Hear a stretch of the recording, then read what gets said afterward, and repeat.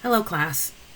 We did our Zoom session for week 5 last week on qualitative methods and integrating those into research proposals. We had a very lively discussion.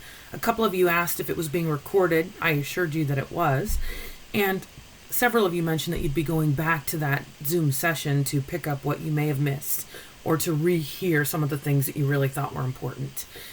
Then I realized it actually wasn't recording. So those of you who noticed that were right on the ball. So rather than leave you to try to figure out what it is that we talked about, I want to give you something to review if you weren't there and something to re-review if you were, that will cover the main topics that we discussed. We won't have the back and forth discussion, but you will have the key points that I brought out in that discussion, and hopefully that will give you what you need from Zoom session 5, which focused on integrating qualitative methods into our research proposals.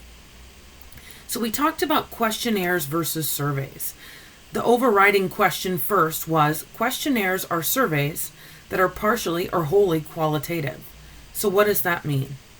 Surveys are not questionnaires unless they include open-ended questions. So a survey that asks you things that are quantitative, including things like sex or gender, income, race and ethnicity, or if you agree, disagree, yes, no, or in a range from strongly agree to strongly disagree, anything that has you check a box so that it can be quantified is a survey. It doesn't become a questionnaire until you ask someone their attitudes about something and leave the box open for them to fill it out. Or maybe you're meeting them in an interview and it's a questionnaire that's an interview type and you're taking notes on their response, and maybe you're audio recording them as well. So it's not just yes, no check boxes that we oftentimes get through SurveyMonkey and other mechanisms, but they're open-ended questions that are trying to get at the quality of a response, that are trying to better understand attitudes, feelings, perceptions, experiences.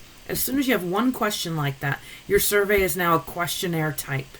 You can also have a survey that is wholly qualitative, which means every question in it is open-ended, which makes it a 100% questionnaire. So surveys can be quantitative and not have any open-ended questions. Those types of surveys, therefore, would not be questionnaires. As soon as someone has an open-ended question, it becomes a questionnaire. Questionnaires can have one open-ended question, or all questions can be open-ended. And if a survey does not have any open-ended questions, it is a survey, but not a questionnaire. When or why might we use a questionnaire in our research design? If there's anything you want to explore rather than describe and explain, then you're likely to have a qualitative question or an open-ended question that you want to learn a bit more about. So if you're looking to understand something and you don't want to understand it just from a quantitative way, but you want to understand it from the quality of the opinions, the feelings, then you would have an open-ended question and you would need a questionnaire. You could do this in any kind of research. It could even be included in an experiment. Fieldwork. What is fieldwork? We talked a bit about this in class. Fieldwork is immersive. It uses participant observation techniques to gather data.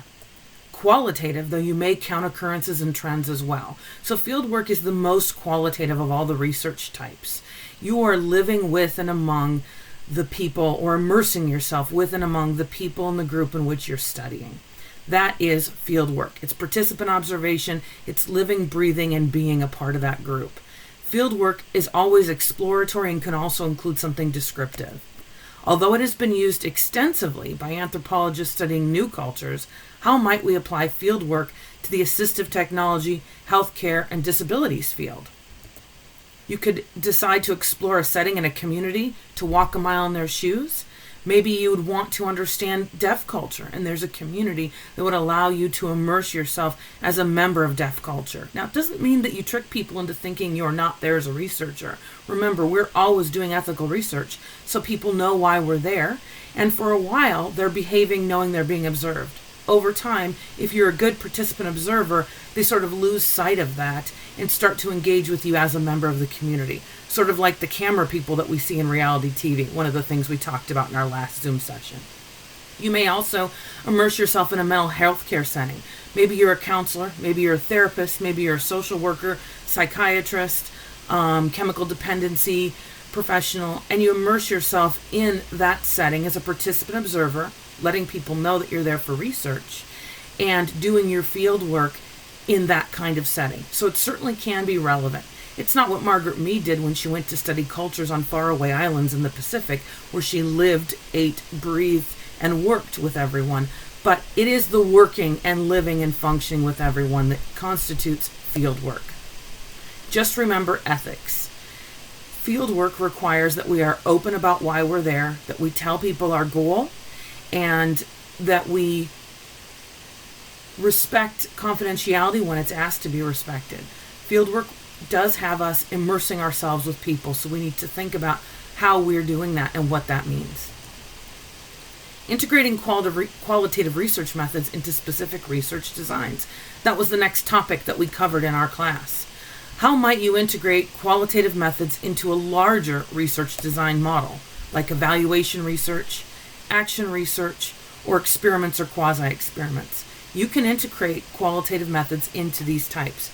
Evaluation research frequently involves having focus groups or questionnaires in which you're trying to get at the quality of something. They wouldn't have to, but they could. So you could include a questionnaire, or you could include some observational methods within your evaluation research.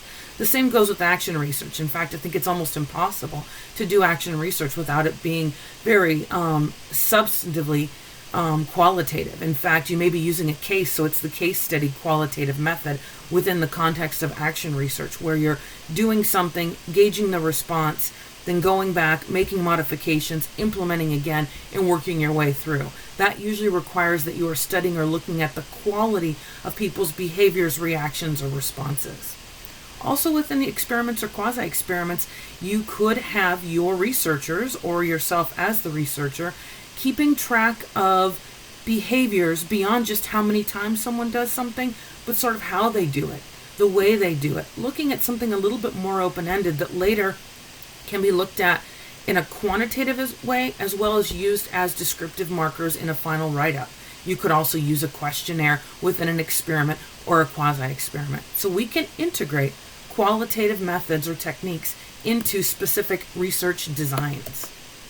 Anytime you include a questionnaire, a participant observation component, a case study protocol, or the review of activities or documents requiring the analysis of qualities within them, you're integrating qualitative methods into your research design.